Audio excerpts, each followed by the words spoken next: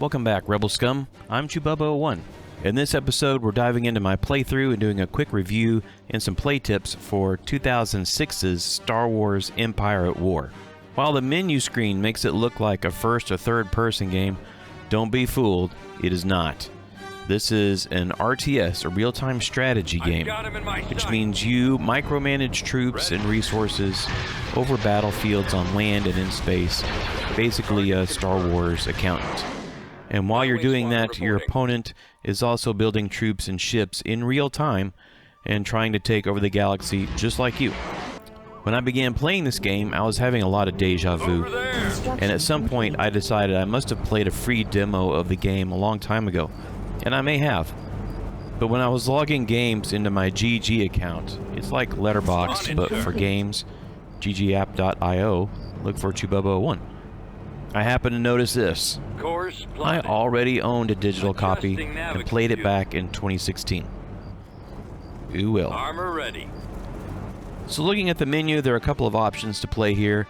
There is a multiplayer portion, which I did not dive into, but apparently it still works today in 2024 after all these years. The single player option has smaller skirmishes where you can play certain battles, locations, and whatever. And there's Galactic Conquest, which is more open and not tied to a story. I chose the campaign, of course, so I could see how the story plays out. My first run through was on the side of the Rebellion, the good guys, and usually with nameless rebels. Sometimes I fought against the Empire, but also sometimes against some pirates. My strategy was pretty much the same as every other game. More brute force, less finesse. I know you could group units and command them separately, but I didn't want to confuse my brain. But I'm so close to finishing ARC, and I have to do the same kind of actions there. So of course, everything went according to plan. Taking out our lasers. We must abort the mission. We have been defeated. We have been defeated. We have been defeated. We have been defeated. I'll inform Lord Vader. We have been defeated. We have been defeated. We have been defeated. When I wasn't completing missions, I spent my time conquering other planets, or building troops and ships. And then the Empire was always barging in like they own the place, Imperial fleet approaching. which usually caused me to forget what I was doing in the first place before the interruption. Tactical battle imminent. Occasionally I would get to use heroes like Han and Chewie, which was a highlight. They brought some much needed flair to battles. I got so paranoid about losing them that I saved the game more often than a Jawa collects scrap, because sometimes the heroes had plot armor and sometimes they didn't. One of the differences between the Rebellion and the Empire was the way I acquired tech. The Rebellion had to steal it and had to use R2-D2 and C-3PO to do it. And it took me a while to figure out this mechanic. At first I thought just sending them to steal was enough. I didn't realize that I actually had to choose something to steal. With the Empire, you just got new tech as you completed story-related missions. Eventually the Empire was ready to deploy the Death Star, so I sent a fleet to destroy it, again misunderstanding the instructions that I was supposed to have Luke Skywalker in the fleet to do it. So my first attempt was just a big waste of time. I won the battle, but Luke wasn't there, so the Death Star remained. I tried again, and to keep Luke from getting whacked in the battle, I made him and Han sit way out on the edge of the battlefield in a corner. Occasionally, I would choose Select All and attack something and forget about Han and Luke also being part of the All, and then have to take time to send them back to the corner. And the whole time I really wasn't sure how attacking the Death Star was going to happen. But simply winning the space battle with Luke present triggered the win cutscene and ending.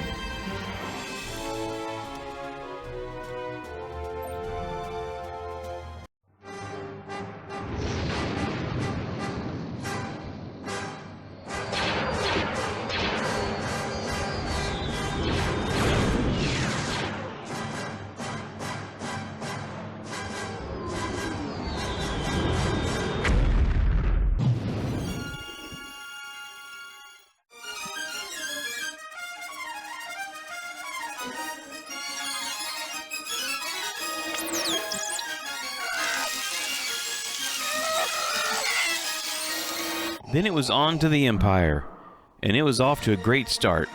No words on the opening crawl.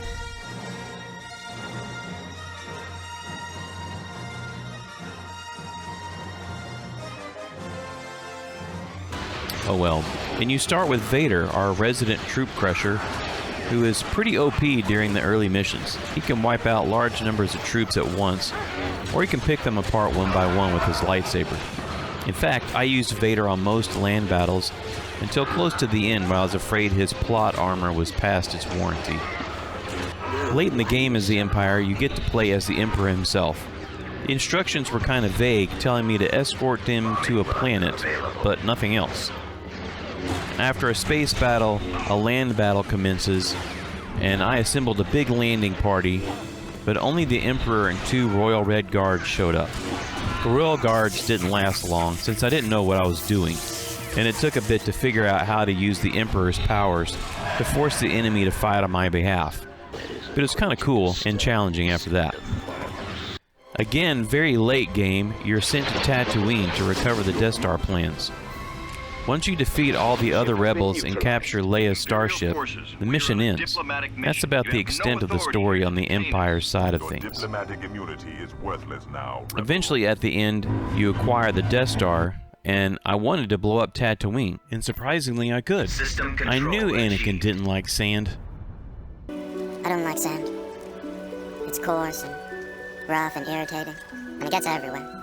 Anyway, on my first use of the Death Star as a, quote, demonstration, a timer ticked down and it was in range to blow up the planet, and I'm yelling at the computer for it to fire. I was in a heated space battle and getting my butt handed to me, but I didn't realize I had to click on the Death Star and fire it myself. Our shields are down. They've destroyed our ion cannon. We are victorious. But once the planet blew up, the mission ended. In 5 Then I was tasked with taking the Death Star to 5 other planets and blowing them up. At the next planet, I expected the same thing to happen. The timer hit 0, I fired the Death Star, but the space battle continued. I was surprised I had to finish each space battle to actually win, which made it a bit more difficult. Eventually I won, and Vader and the Emperor pat each other on the back and eat ice cream, or something like that. Rise, my friend. This day has seen the end of the last Jedi Knight and the rebellion. There is nothing to stop us now, my master. It is all as I have foreseen. Ice cream. So what did I like and dislike about this game? I like the Rebel story and how closely tied it was to A New Hope.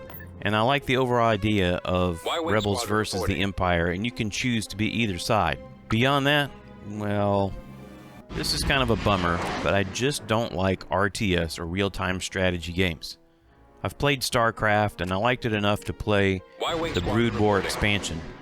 But at some point, I just get tired of the tedious construction, moving individual troops, and so on. Constructing unit. I know a lot of people love those Constructing games, unit. and they love Empire at War, but I found the micromanagement just to be Enlisting troops. tiresome. I even have the expansion for Empire at War, Forces of Corruption, where playing as the pirates is an option. But I'm done. I'm RTS'd out. I suck at multitasking anyway. T2B over. A few things I didn't care for are just necessary game mechanics, and I fully understand why they are in place. But by the end of the Rebellion, and especially the Empire, I was wanting quick finishes instead of 30-minute battles. I don't like the fog of war, which keeps you from seeing the whole map and everything on it, which I understand why you want the fog of war to be present. And yes, I know there are a few times where you can lift the fog of war during a battle. That doesn't mean I have to like it. Scouting location. Fires. And I didn't like that you can't capture points on land maps with vehicles. You could only use troops. Logically, that doesn't make sense, even though I can see why a game designer wouldn't want me to send in a bunch of biker scouts and zip around the map taking control of everything. Also, a few of the maps seem to have the same topography, you know, hills and valleys and stuff, but they were dressed differently to look like different planets. But to be fair, I was too lazy to go back to every planet and do comparisons to try to figure out which ones they were. T2B, copy. I've got him in my sight.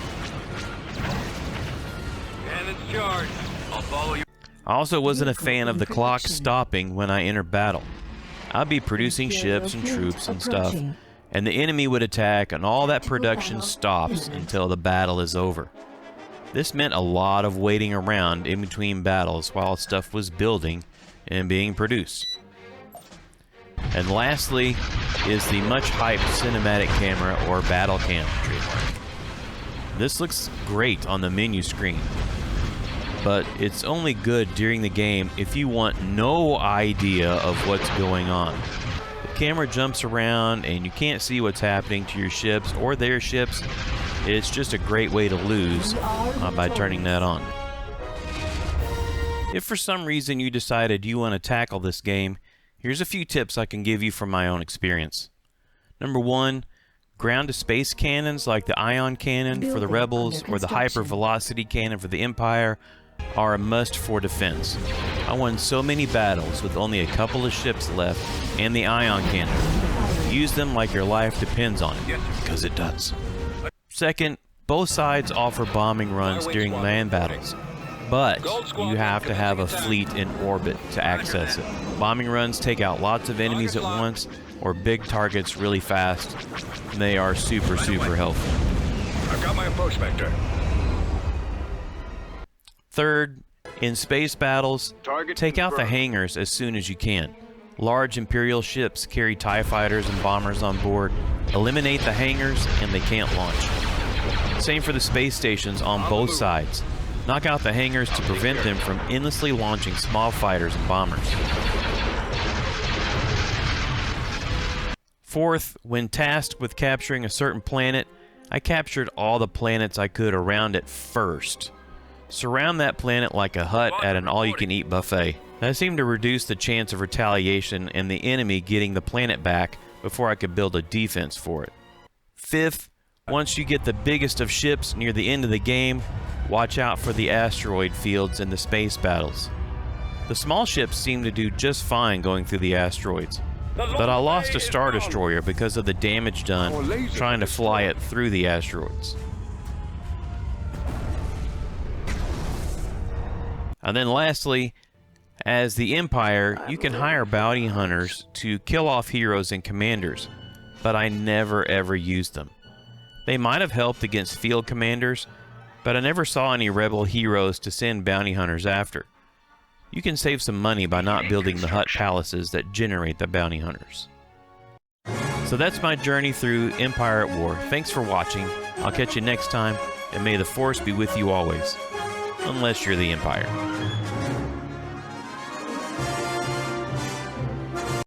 Fire at will. Fire at will. Fire at will. Fire at will? Poor Will. Ready to go. There they are.